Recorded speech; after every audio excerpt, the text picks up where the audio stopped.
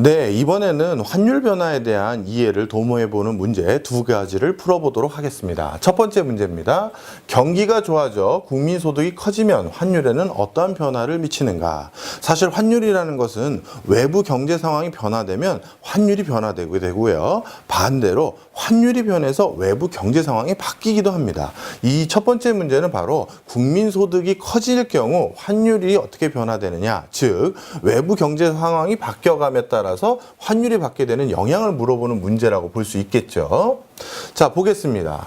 국민소득이 커진다는 것은요, 사람들의 바로 소득이 늘어난다는 거죠. 소득이 늘어나면 여러분들 어떻게 하겠습니까? 그동안 못 샀던 거, 비싸서 사기 어려웠던 거, 이런 것들 한번 사보고 싶은 마음이 들겠죠. 따라서 국민소득이 상승되면요, 이것은 소비 지출을 늘릴 수 있는 요인으로 작용하게 됩니다.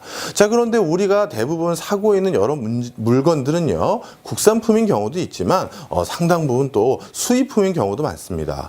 나는 수입품 잘 안 사는 것 같은데 이런 생각을 하시기도 쉽지만요, 절대 그렇지 않습니다. 여러분들이 아침에 출퇴근할 때 타고 다니는 자동차에 넣는 바로 휘발유 역시도 수입품이고요. 우리가 먹고 입고 하는 대부분 수입품인 경우가 많습니다. 따라서 소비 지출이 증가할 경우 이것은 수입품에 대한 수요를 증가시키는 요인이 되고요. 자, 그러면 이런 수입품을 외국으로부터 우리가 들여올 땐 당연히 뭘로 들여와야 되죠? 외화가 필요하겠죠. 따라서 이러한 수입품의 수요 증가는 바로 외국 화폐의 수요 증가 요인으로 작동하게 됩니다. 자, 그러면 외국 화폐의 수요가 증가하면 수요 곡선이 이렇게 오른쪽으로 이동하게 되겠죠. 자, 그렇다면 그 결과가 어떻게 될까요? 환율이 이 정도 수준에서 새로운 균형점인 이렇게 환율이 올라가는 형태로 바뀌게 됩니다. 그럼 환율이 기존 상태에서 요만큼 상승하게 되겠죠. 따라서 수입품의 수요 증가는 환율 상승을 이끌어내는 요인으로 작용한다. 이렇게 보시면 됩니다. 두 번째 문제 보겠습니다. 국내 이자율이 그렇다면 상승했을 때는 이번에는 환율은 또 어떤 영향을 받게 되느냐 하는 문제죠.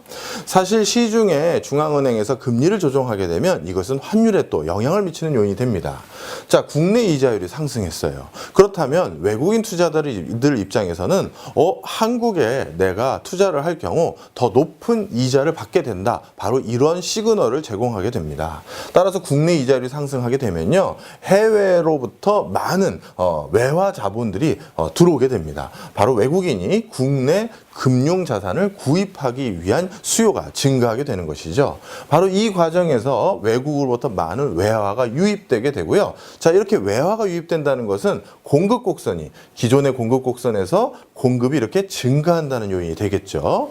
공급이 증가하면 이 또한 어떤 요인으로 작용된다? 환율이 바로 이 B 지점에서 A 지점으로 환율을 떨어뜨리는 요인으로 작용한다는 것입니다. 이처럼 우리가 이자율이 상승했을 경우는 이것은 다시 환율이 하락하는 요인으로 작용한다는 것을 기억해 두실 필요가 있습니다. 이번 단원의 문제들은요, 이처럼 외부의 경제 상황이 변했을 때 이것이 환율에 어떠한 영향을 미치는지를 확인하는 문제들이었다. 이렇게 생각해 주시면 좋겠습니다.